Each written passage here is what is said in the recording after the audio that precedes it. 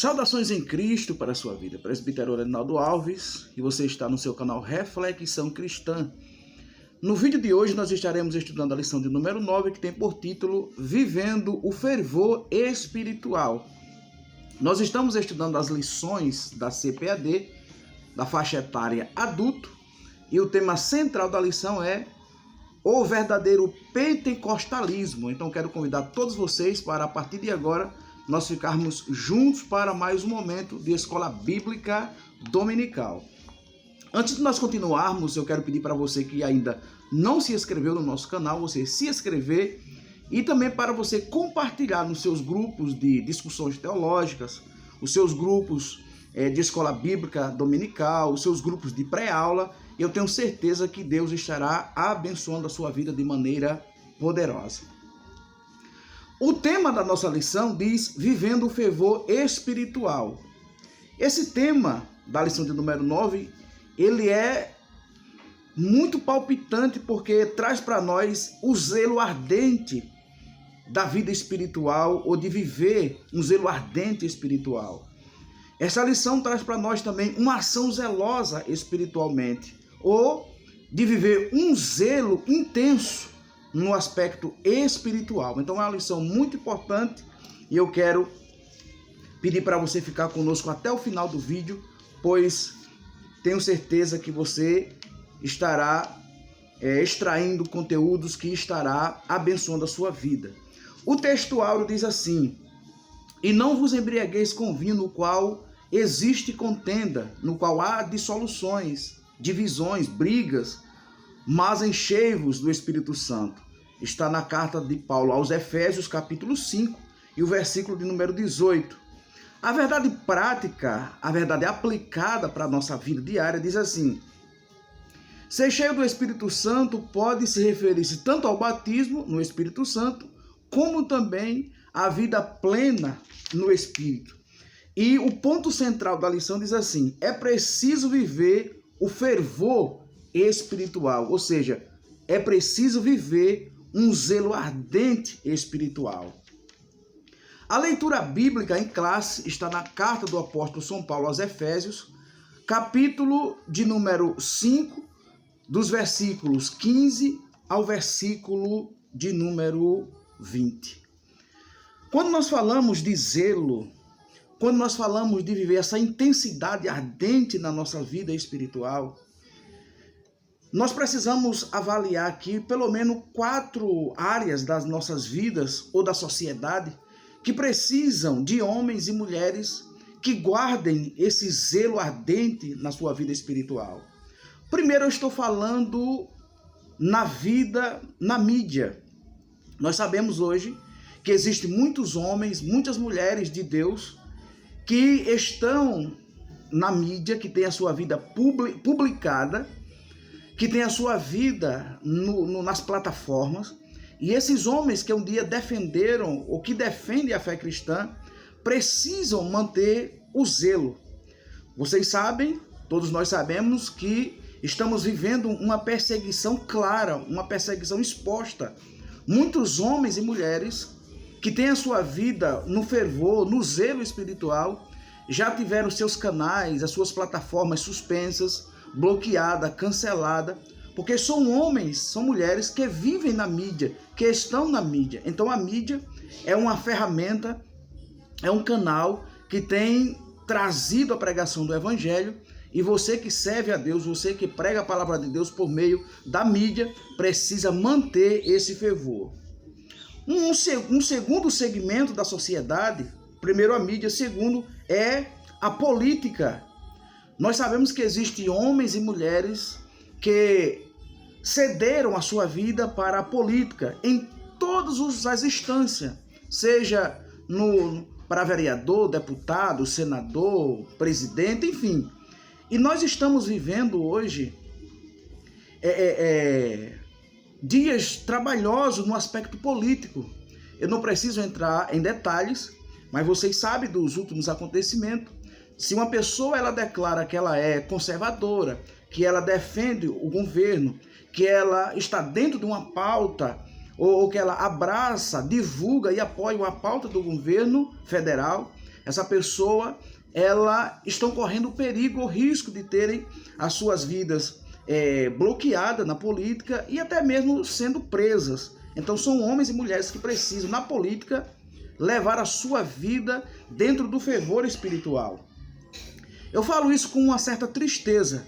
Um certo pastor, ele é da Bahia, e ele concorreu ao cargo de deputado federal, e ele disse que estaria em Brasília na força, na valentia de uma leoa parida. E quando agora teve para ser a favor ou contra a prisão de um outro deputado, ele votou a favor para que o deputado estivesse preso, continuasse preso. Aquele deputado, eu estou falando do segmento político, homens que precisam viver o fervor espiritual, que ia para Brasília na força, na valentia de uma leoa parida, no momento em que precisou, ele não foi nem um gatinho miando. Então a gente precisa, na política, guardar o fervor espiritual. O terceiro segmento da sociedade que precisa de homens e mulheres guardarem o fervor espiritual é na justiça. Homens que trabalham para a boa ordem.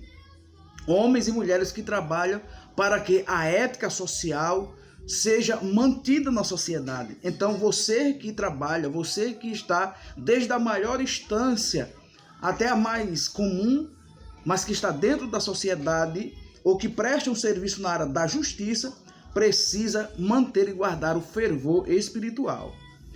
Terceiro e quarto, no segmento social, eu falo da igreja. Então eu falei sobre mídia, política, justiça e agora na igreja. Nós precisamos, como homens e mulheres de Deus, manter este zelo ardente na vida espiritual.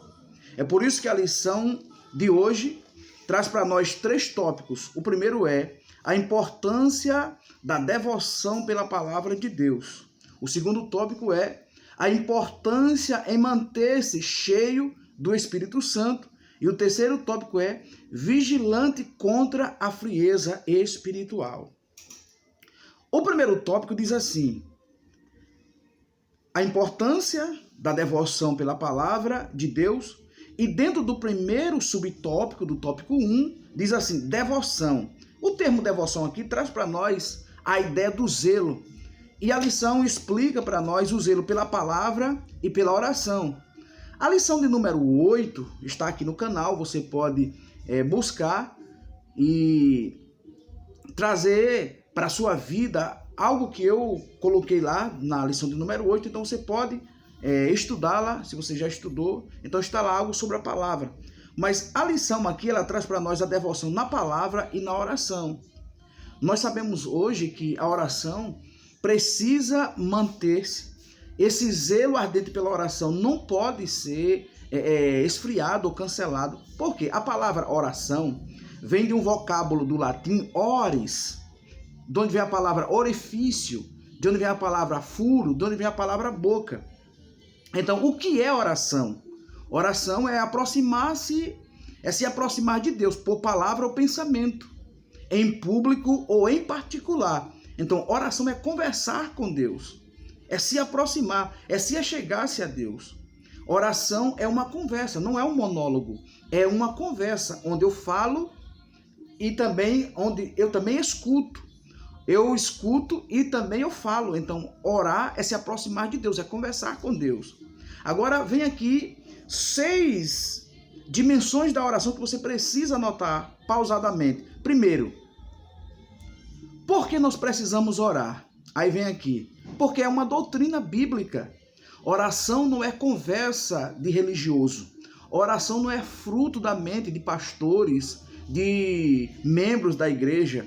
Oração não é conversa fiada, não é história de carochinha, como a gente fala aqui no Nordeste. Oração é uma doutrina bíblica e uma das fundamentais que sustenta a igreja ao longo da sua existência. Então, primeiro, por que orar? Porque oração é uma doutrina. Segundo, por que orar? Porque Jesus Cristo é o nosso maior exemplo, é o nosso maior modelo de homem de oração.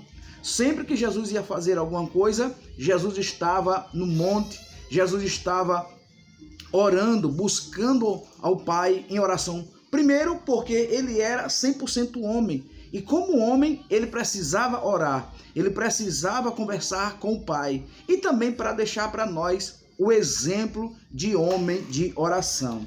Terceiro, por que nós precisamos orar? Para fortalecimento pessoal.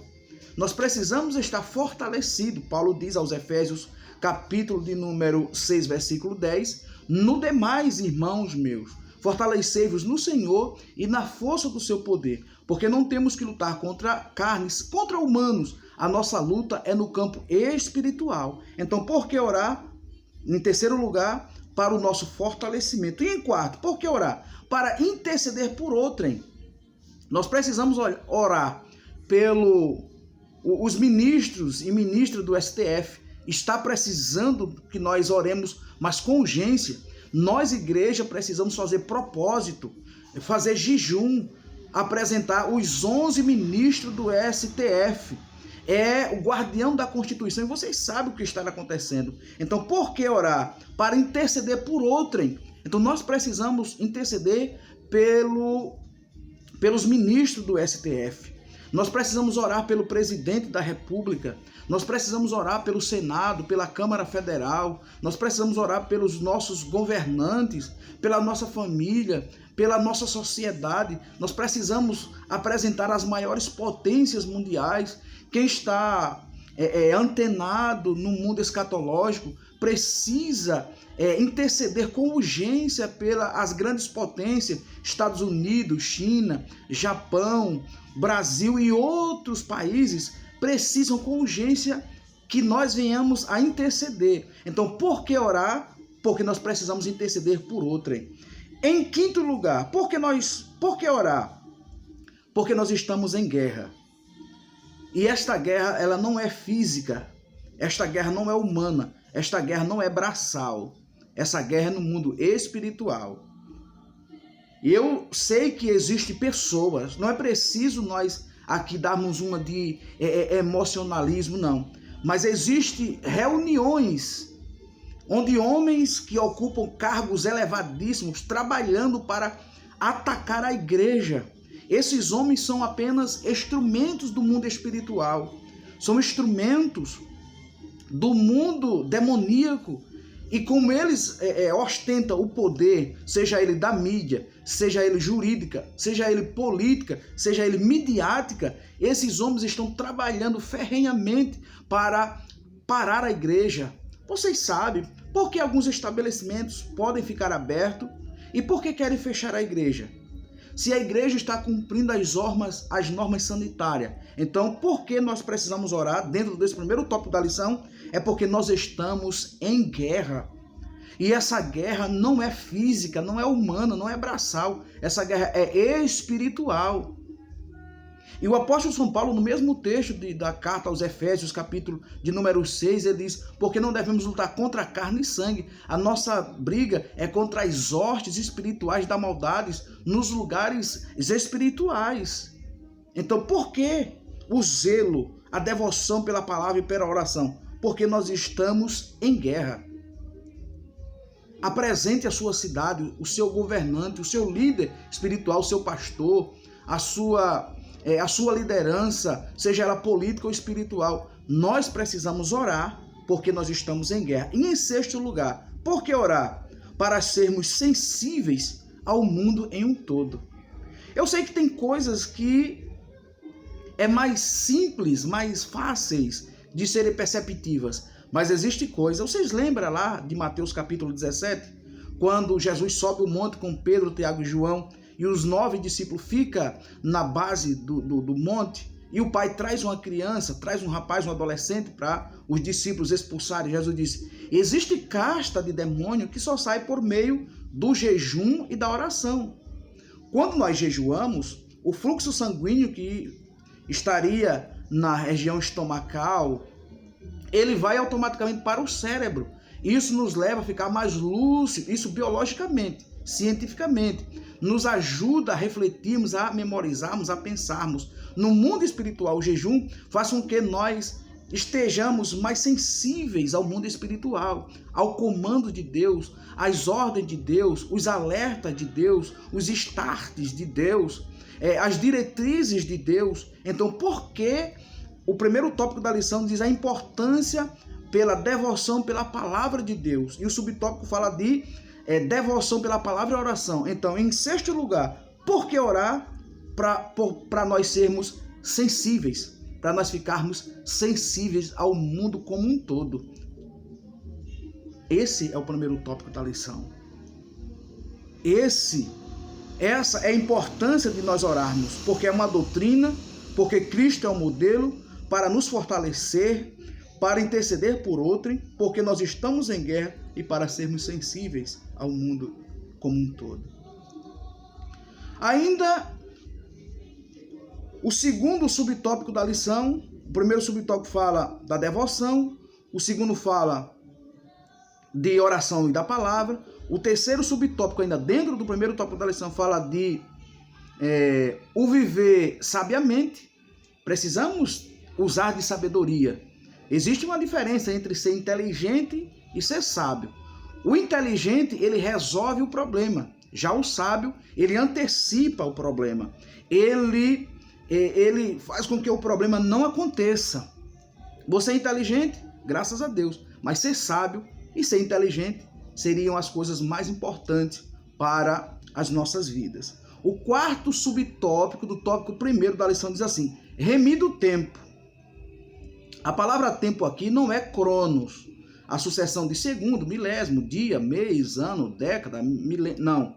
A palavra tempo aqui, ela vem do termo grego kairos, que quer dizer ocasião. Nós não podemos perder a ocasião. Nós não podemos passar desapercebido aquilo que o tempo nos propõe, que o kairos nos propõe. Então o termo aqui, a palavra remi aqui, é comprar novamente. E vem do vocábulo kairos, que fala sobre ocasião. Então esse é o primeiro tópico da lição. O segundo tópico da lição diz assim: a importância de se manter-se cheio do Espírito Santo. A lição ela entra aqui em detalhe sobre este vocábulo, ser cheio. Paulo, cheio do Espírito Santo. Pedro, cheio do Espírito Santo. Os diáconos serem cheios do Espírito Santo. É uma linguagem que a Bíblia usa, principalmente em Atos dos Apóstolos, para dar ênfase à dinâmica que o Espírito de Deus se utiliza dos seus servos, dos seus filhos naquela ocasião. O batismo com o Espírito Santo, já falamos, está aí no canal, a lição que nós estudamos, mas aqui ser cheio do Espírito Santo, além do batismo, é uma dinâmica em que o Espírito de Deus se utiliza daquele crente, daquele servo dele, para uma obra específica. Então a lição fala para nós darmos a importância, para mantermos, para continuar, para dar sequência a essa vida cheia do Espírito Santo. Como é que eu faço para ser cheio do Espírito Santo? É buscar através da palavra, através da consagração, através do jejum, nas oportunidades em que você tem de estar no templo, de estar buscando a presença de Deus e de deixar com que o Espírito de Deus utilize de você para aquela ocasião, para aquele tempo, para aquele kairos, para aquele momento específico. Então, o segundo tópico da lição, ele traz aqui a importância de manter-se cheio do Espírito Santo. O primeiro subtópico diz assim: não vos embriagueis com vinho, no qual há contenda. É o primeiro subtópico do tópico 2. O terceiro diz assim: mas enchei-vos do Espírito. Aliás, não confundir o batismo com o Espírito Santo com ser cheio, como eu já falei. O batismo é a experiência, a evidência é falar em línguas, e já o ser cheio é uma linguagem que a lição usa para para trazer uma evidência daquela ação dinâmica que o Espírito de Deus se utiliza dos seus filhos. E o terceiro e último tópico da lição diz assim: vigilante contra a frieza espiritual. Essa vigilância aqui, nós sabemos que no Antigo Testamento, o atalaia, o vigilante, ele ficava em um local mais alto, acima do muro, Então tem que estar no lugar acima, tem que sobressair-se do natural, tem que estar acima. E ele precisava ter algumas evidências na sua configuração. Primeiro, ele tinha que ter uma visão aguçada, ele precisava ver de longe. Então, a vigilância contra a frieza espiritual precisa que os nossos olhos estejam aguçados à nossa visão. E ver não é para quem quer, é para quem Deus ilumina. Então a gente precisa estarmos dispostos a deixar Deus iluminar a nossa visão, a nossa vista. Então, primeiro, o sentinela precisava ter uma visão aguçada. Segundo, ele precisava ter uma percepção também aguçada. Por quê? Para ele distinguir, diferenciar quem se aproximava da cidade que era murada. Ele precisava ter um entendimento, ele precisava saber se eram amigos ou inimigos. Como? Através da visão aguçada e de uma percepção totalmente aguçada também. Visão e percepção. Terceiro, ele precisava ter uma garganta, um diafragma, pulmões super eficiente, porque ele precisava gritar. Se fosse inimigo, ele precisava gritar para a sua cidade. Ele precisava dar a voz de alerta. Ele precisava avisar. Então, o terceiro tópico diz assim: vigilantes contra a frieza espiritual. O sentinela precisava ter visão aguçada, ele precisava ter percepção aguçada e ele precisava ter pulmões, garganta, diafragma, todo esse sistema da fala também aguçado para gritar e avisar para os seus irmãos o que estava se aproximando. E se eram amigos, eles avisariam, mas se era inimigo, principalmente, ele tinha que, como falamos aqui no Nordeste, rasgar a goela, e avisar que estava se aproximando inimigos e precisava o seu povo se preparar para dar uma recepção para aqueles que estavam chegando. O primeiro subtópico do tópico 3 diz assim: o testemunho abundante. Dentro de um contexto de agradecimento para nós termos cuidado quanto à frieza, nós precisamos estar com as nossas vidas devocionais totalmente sermos gratos. É isso que a lição está propondo para nós.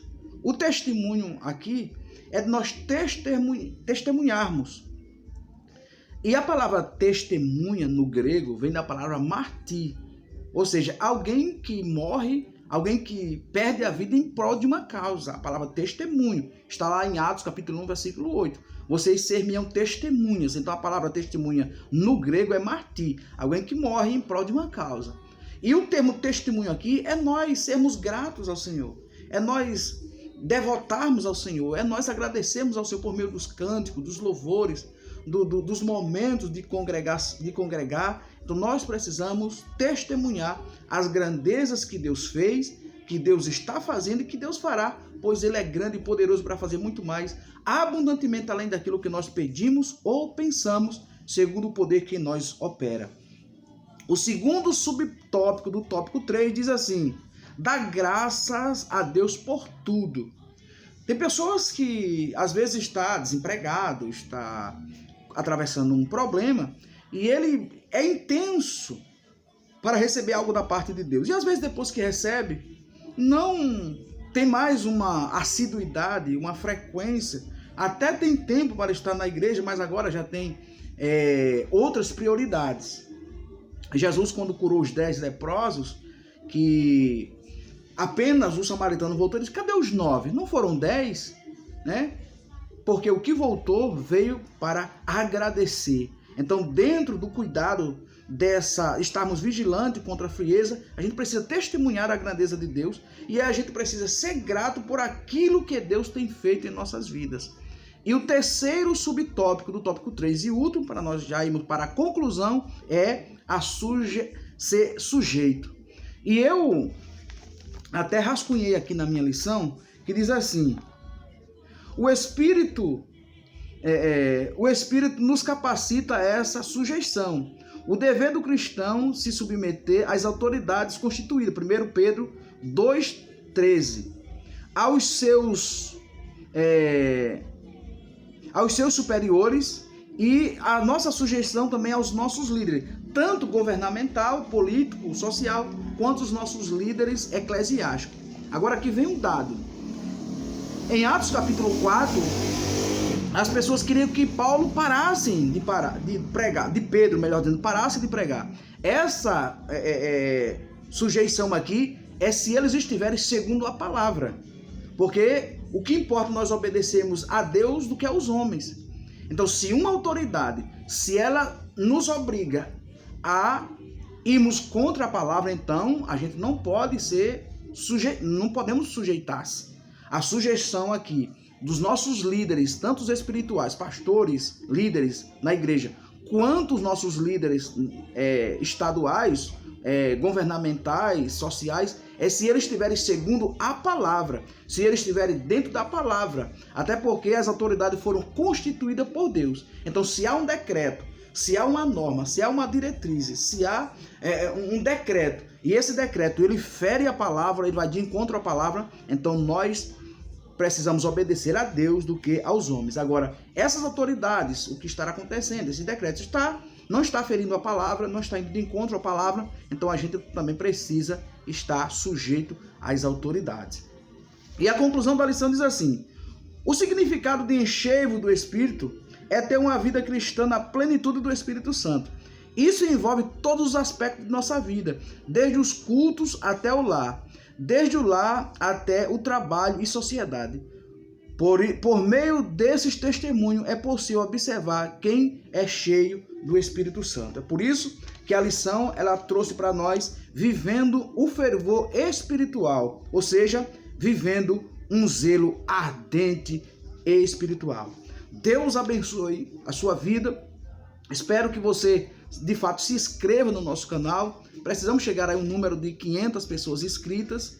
E você compartilhe para que outras pessoas também sejam ricamente abençoadas através do conteúdo que semanalmente nós estamos postando aqui. Ou seja, Deus está alegre, feliz por nós estarmos aqui trabalhando e fazendo a obra dele por meio das lições bíblicas dominicais semanalmente. O tema é Vivendo o Fervor Espiritual. Essa é a lição de número 9. Um abraço do seu amigo e irmão, presbítero Elinaldo Alves. Até a lição de número 10, em nome do Senhor Jesus.